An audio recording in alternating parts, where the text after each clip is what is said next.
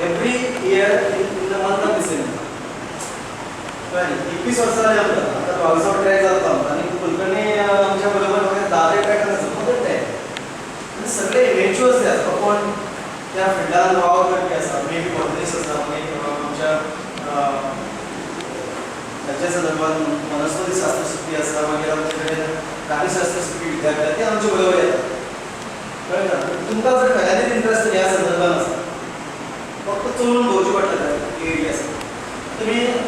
सोसोगट वयतले जाल्यार साधारण एक वराची एक दिसाची वाट आसा एक दीस चलपाक जाय